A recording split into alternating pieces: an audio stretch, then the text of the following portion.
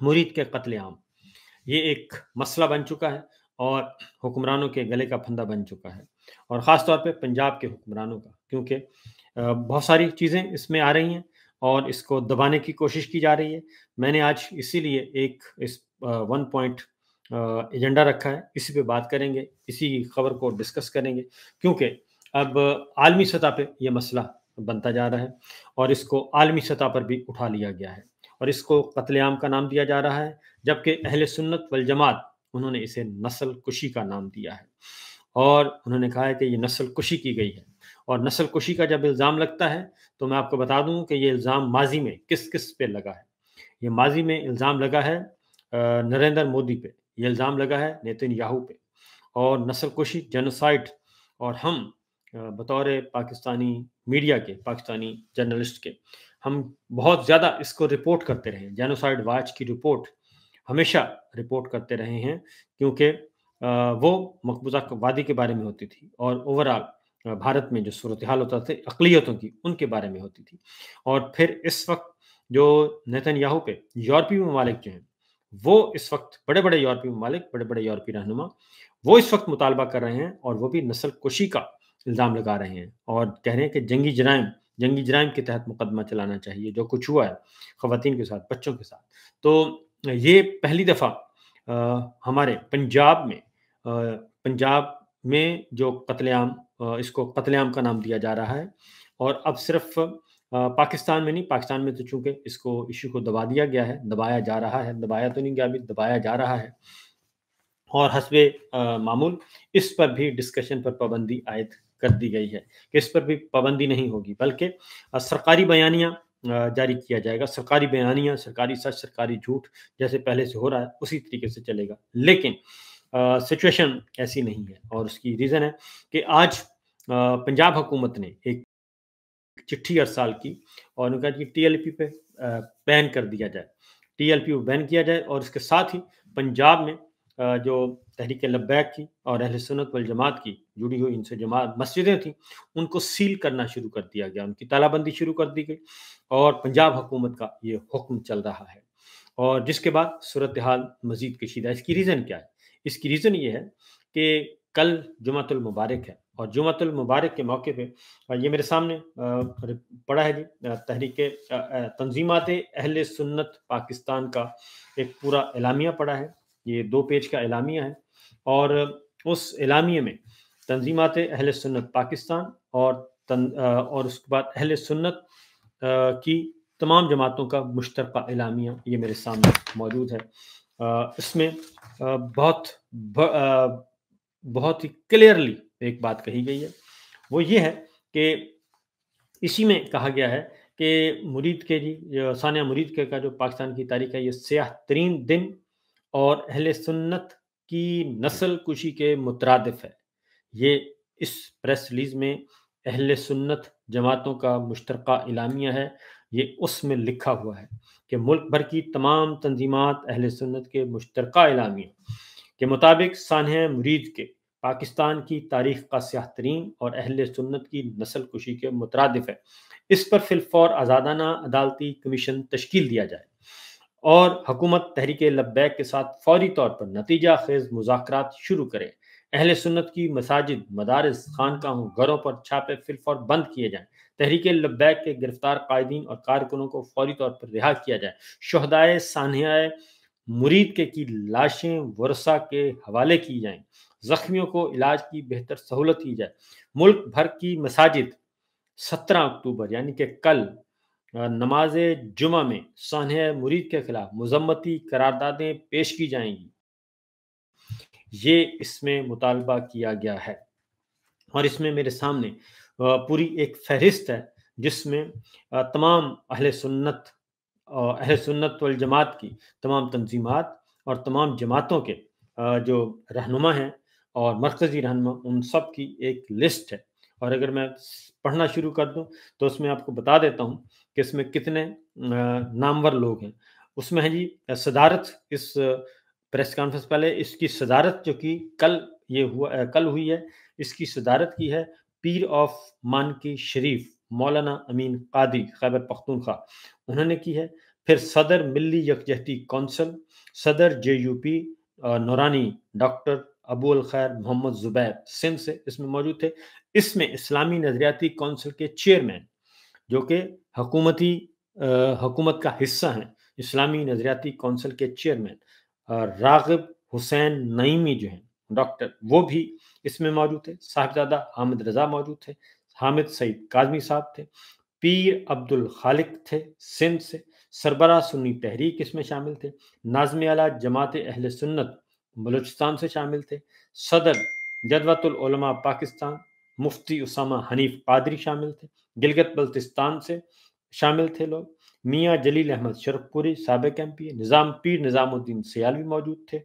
और नक्शबंदी साहब मौजूद थे, जवार बहादुर साहब मौजूद थे, साहबजादा बिलाल सईद कादरी मौजूद थे, नाज़िम आला निज़ामुल मुदारस मीर आसिफ थे, सदर निज़ाम मुस्तफ़ा मियाँ खालिद हबीब मौजूद थे। और इसमें पूरी की पूरी लिस्ट है, कश्मीर से मौजूद थे लोग। ये सारे का सारा ये है जी, मेरे पास मौजूद है। इसका एक एक नाम पढ़कर सुना दूं तो मेरा ख्याल है इतने ज़्यादा ये लोग थे, इतना बड़ा इजलास था। और इसमें आइंदा का लाहेमल तय करने के लिए तंजीमात अहल सुन्नत और मदारस अहल सुन्नत और मसाजिद अहल सुन्नत का सरबराही इजलास 22 अक्टूबर को फैसलाबाद में तलब कर लिया गया है।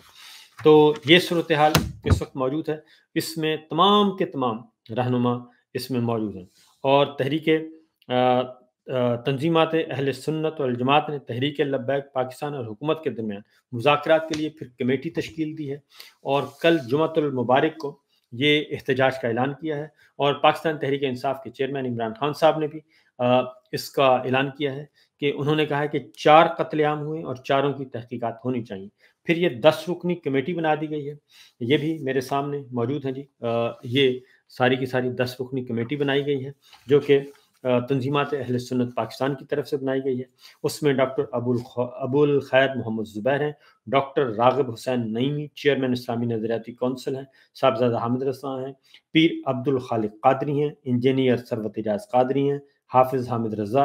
और ख्वाजा गुलाम कुतुबुद्दीन, पीर खालिद सुल्तान, पीर निज़ामुद्दीन सियालवी, पीरजादा मोहम्मद अमीन कादरी अफमान की शरीफ, ये मौजूद है। उससे पहले ये एक अहले सुन्नत वल जमात की तरफ से सानिया मुरीद के हवाले से उलमाए अहले सुन्नत का मौक़िफ़ सामने आया, और उसमें भी यह मुतालबा किया गया था कि जुडिशल कमीशन बनाया जाए, आला सतह का जुडिशल कमीशन बनाया जाए, और वो इस वाक़े की तहकीकात करे और इस कत्लेआम की तहकीकात करे। ये अभी ये सवालात उठाए जा रहे हैं और ये सवालात पूछे जा रहे हैं, और इमरान खान साहब ने भी कल एक आला सतह का जुडिशल कमीशन तश्कील देने का मुतालबा किया है। उन्होंने कहा है कि 4 कत्लेआम हुए हैं जनरल साहब के आने के बाद, और ये एक ट्रेंड चल पड़ा है, और उन 4 कत्लेआम का, जिसमें 9 मई का, और उसके बाद 26 नवंबर, फिर आज़ाद कश्मीर, और उसके बाद अब मुरीद पे, और मुरीद के जो कत्लेआम है ये अब आलमी सतह पे आलमी मौजू बन चुका है, और इस पे सवालात उठाए जा रहे हैं, और अब इंसानी हकूक़ की तंजीमें भी सामने आ चुकी हैं। उसकी रीज़न ये है कि इस वाक़े को जितना ज़्यादा दबाने की कोशिश की जा रही है, ये मामला उतना ही ज़्यादा उठ रहा है। और कल जुमातुल मुबारक के मौका पर नमाज जुमा के बाद इस पे एहतजाज जो किया गया है, उस पे सवालात उठ रहे हैं, और उसका खौफ है। उस खौफ की वजह से आज फिर इन्होंने ये क्या किया है कि आज इन्होंने एक पंजाब हुकूमत ने एक मरासला जारी किया वफाकी हुकूमत को कि TLP को बैन कर दिया जाए, तहरीक लब्बैक को बैन कर दिया जाए, और उसके साथ ही मसाजिद को ताले लगाने शुरू कर दिए, मसाजिद सील करना शुरू कर दी गई, जिसके बाद सूरत हाल मज़ीद जो है वो मामला ख़राब है। अब सवाल बुनियादी तौर पर एक है सवाल, और वो ये है कि क्योंकि इसमें अब मैं अगली ये खबर दे रहा हूँ आपको। खबर ये है कि इसमें मरियम साहिबा ने हाथ खड़े कर दिए हैं, और उन्होंने कहा है कि ये मैं आपको खबर दे रहा हूँ, खबर, और उनकी तरफ से, क्योंकि वो मुकम्मल तौर पे खामोश हैं और इस वक्त इसके बाद वो सामने नहीं आई इस सारे मामले के बाद, और उनकी तरफ से ये कहा गया है कि जो मेरे सोर्सेज हैं उन्होंने ला ताल्लुकी का ऐलान कर दिया है। बिल्कुल वो एक साइड पे खड़ी हो गई हैं, اور انہوں نے کہا کہ جناب میں اس کی ذمہ داری لینے کے لیے تیار نہیں۔ اس کی ریزن کیا ہے؟ اس کی ریزن یہ ہے کہ پنجاب حکومت میں یہ پنجاب کے اندر ہوا ہے واقعہ، اور اس کو وہاں پہ محسن نقوی صاحب کی موجودگی اس آپریشن سے پہلے یہ خبریں چلیں میڈیا پہ کہ محسن نقوی صاحب پہنچ گئے ہیں، پھر آئی جی پنجاب پہنچ گئے ہیں، پھر آئی جی اسلام آباد پہنچ گئے ہیں، اور اس کے بعد اسٹیٹ سے، کیونکہ اصل تنازع یہ ہے کہ جب اسٹیٹ سے اعلانات ہونا شروع ہو گئے، اور یہ رات 10 بجے ہی ہونا شروع ہو گئے تھے کہ ہماری دونوں مذاکراتی ٹیموں کو واپس آنے دیا جائے، جو وہ طے کر کے آئیں گے ہم ان کو اون کریں گے اور اس پہ عمل کریں گے۔ یہ اسٹیٹ سے سعد رضوی صاحب اعلان کر رہے تھے۔ میں پھر کہوں گا، ان کی پالیٹکس سے آپ ہزار اختلاف کر سکتے ہیں، ان کی متشددانہ پالیسی سے آپ ہزار اختلاف کر سکتے ہیں، کوئی دلچسپی نہیں ہے، کوئی بھی نہیں چاہتا کہ پاکستان میں کوئی جتھے ہوں، کوئی جتھا بندی ہو، انتہا پسندی ہو، دہشت گردی ہو، کوئی بھی نہیں چاہتا۔ مریم صاحبہ سی ایم ہے پنجاب کی، ٹھیک ہے جی، فارم 47 کی ہیں، ٹک ٹاکر ہیں، سب کچھ وہ اپنی جگہ، وہ ہیں سی ایم پنجاب، اور ہوم منسٹری ان کے پاس ہے، کیونکہ پنجاب کی وزارت داخلہ ان کے پاس ہے، اور وزارت داخلہ بھی موجود ہے، پولیس ظاہر ان کے کنٹرول میں ہے، قانونی طور پہ ان کے انڈر ہے، اور آئی جی پنجاب وہی ہیں جو 9 مئی کے وقت تھے، اور آئی جی اسلام آباد وہی ہیں جو 26 نومبر کے وقت تھے۔ وہ ادھر آئے مرید کے میں، اور انہوں نے آ کے بہت شاباش دی، وہ سارا کچھ موجود ہے جی، ویڈیو موجود ہے کہ کس طریقے سے ویلڈن ویلڈن ویلڈن کی گردان پڑھتے آ رہے ہیں۔ وہ اپنی ٹیم لے کے آئے مرید کے میں، اور یہی ٹیم 26 نومبر کو موجود تھی، اور اس کے بعد یہی ٹیم کشمیر میں گئی، اور پولیس گئی اسلام آباد سے، اور اسلام آباد سے ٹیم بھیجی ہوئی تھی،